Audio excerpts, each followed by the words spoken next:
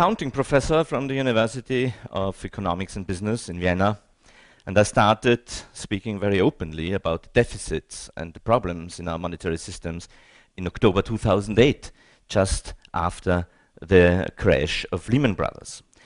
It was a public discussion. On my side was the former Chancellor Franz, and he was really shocked.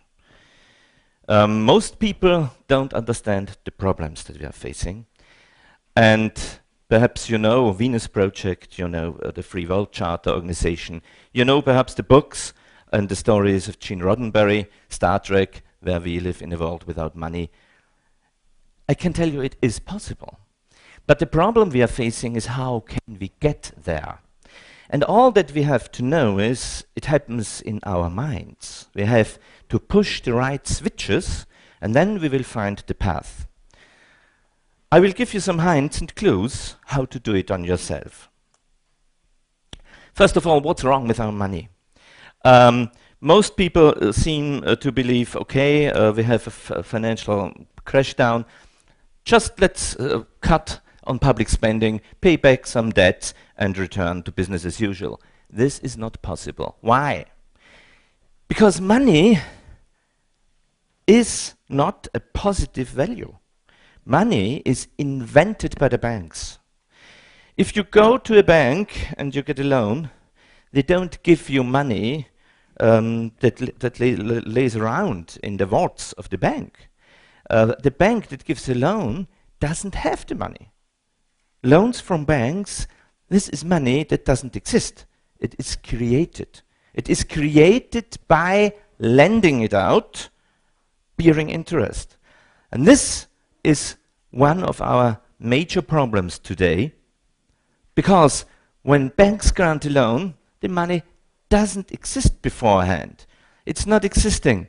It's invented out of thin air, but then, in fact, the banks want it back with interest, and this is the problem, because they never invent the money for interest. In the beginning, in older times, some 1,000 years ago, people used cattle or sheep as money, and then, if they lent a herd, they returned it with the newly born calves, and this is what we call natural interest. Natural interest grows on itself, and then we can return it. No problem with that. But if we use gold coins or paper money, they don't get children. So banks only create the money of the loan and never the money to pay interest, and this is where the problems start, because the money for the interest doesn't exist in our money volume. So this is the root of the so-called competition in a real economy. We have to fight against each other, to take away money from each other, to give it back, to give it to banks as interest. Yeah? Back is the wrong word, in fact. So, you know and you understand that our money that we use today doesn't have any value in itself. It is completely worthless. It is funny paper, numbers, bits and bytes in the computers, but still we treat it as if it were gold coins. And this is the next problem that we face. Because banks demand a collateral from their customers. They, on themselves, they have nothing of value. They offer you bits and bytes and paper sheets. But then they take away your house, your car, your property, if you don't give them back the money with interest, where the money for the interest has never been invented. Now, if we can't repay the capital, we lose the collateral, and this is what we call expropriation. You know it from the foreclosure problem in the United States today. Our worthless money is in fact a circular argument. Let's have a look at a pound bill. It's very, very funny that you can read there. The Bank of England writes, I promise to pay on a £10 note, I promise to pay the bearer on demand the sum of £10. Okay. You give £10 and you receive £10. It's a circular argument. Now, if 3 people in our current system want good life and they lack money, they can do it. It's even legal. How to do it? There must be customers by different banks. And then one of them starts the game presenting a bill of 100, Mr. B to Mr. A. Mr. A doesn't have the money. He gets a loan from the bank. Why should the bank grant the loan? Oh, he has a collateral. He has a claim. The bill to Mr. C. Mr. C doesn't have the money either. He gets the next loan from a different bank, but again, he has a collateral. The claim of 300, it's a bill to Mr. B. Mr. B, again, doesn't have the money. He gets it from the bank as a loan. And now the game goes into the next round with a bill of 400. This is our growth, our economic growth, in the root of this circle. We have permanently to repay the banks money that is created as a credit with interest, and then again some money more that we can live from. And this money that we can live from has to grow exponentially because the interest beneath it grows exponentially. And this is in fact the root of our problem in the current system. How can we fix it now? It has to do with mental models. Money isn't something that comes from natural science. It is a social invention. It's a social contract, a construction. And if we all people around the globe agree, then we can change it. But we must be a really large number. It's very hard to change the money system if you're a group of 3 or 4 persons. What's very important now is we have to say democracy starts with a democratic money system. Because what is happening just now is that most of our most important laws are already broken by politicians just because they are afraid. They are afraid, scared to death. Only a very, very minority of politicians understands those problems. And they don't dare to speak about it. They are shocked. And now they are breaking all laws and all rules just to keep the illusion of a functioning money system alive.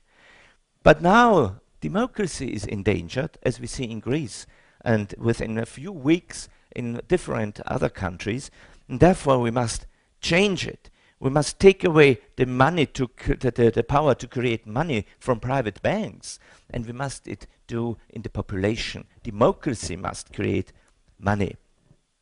Now, what is a sound new definition for money? Money is a rule to distribute goods and services among people. Now, each economy has 2 different problems, production and distribution.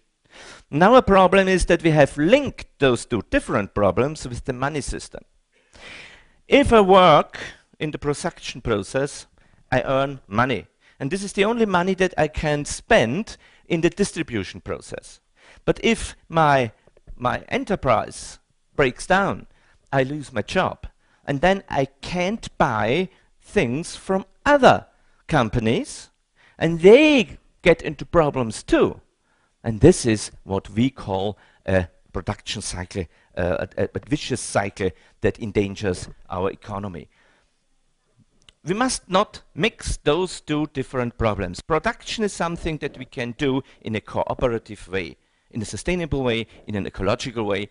And the distributions of goods and services is a totally different problem. This is something that democracy has to decide. It's a political problem where the minds of people can grow different kinds of giving, of presenting things, of giving and taking or giving alone. It's something that we have to experience with our feelings and not always with our mathematics. Now, usually we are caught in dual transactions, in binary transactions. If I want something from another person, this person can insist that I deliver immediately something of equal value. Today, in most cases it is money. If I lack the money in this moment, then most probably the transaction cannot be done. But what do we have today? We have social networks. This is our cloud of possibilities, of combinatorial possibilities, our social networks. And now if we connect into the cloud, then we can break free of our binary transactions. So now if I am in need of something that another person has, the other person can give it to me, gets in the cloud a positive value on its account, I myself go into debt, and later on I repay with my own goods and services. And this is something that can very easily be done today on the internet with our databases that are already available. And then there's the next new definition for money, a very important one. If you consider it, you will know what I mean. What is money today? If I want something from society, I have to spend money, and if I do something for society, I receive money. So we can say that money is nothing else than a user interface. Money is an interface. It's the interface between the individual and society. But an interface is software. It's not hardware. It's software. It's not hard physical coins of gold. It's software. And software is flexible. Software can grow. Software can have different behavior. Today we write software using objects, object-oriented technology. And those software objects have behavior. Those objects can learn. They can change their behavior. We can create different monetary systems for each single person that fits into the personal life and into the phase of development. So, what will we do in the next step?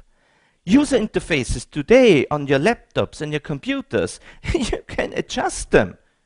You can choose on Linux if you use KDE or GNOME, and you can change the color of your windows if you use Windows. And this is how we will treat money in the future. Everything that is really from real economy, hard facts, resources, knowledge, skills, services, goods, stay on the back end in the database where they are really handled, where they are indexed, and then comes the money system. And the money system is only the front end. It's only the front end where I can adjust it so that it fits into the personal life of every individual. So money is the front end and not the back end. This is something that we have mixed. And this is an error, a mistake that very, very often happens in software development. We implement something on the back end side that in fact is better placed on the front end. With money it's the same, because money is only the bridge to come to goods and services on the back end. And money must fit to our personal life and phase of development. And now we have, the first time in human history, the choice to implement individual systems that adapt to personal lives and not the other way around. Not changing people to make them fit to systems, but make systems that fit to people. And this is what we will try in the future. Money is the user interface between an individual and the society. Let's work together. Let's change the game for the freedom of choice of our social user interface, and this will be Society 2.0. Welcome in the future.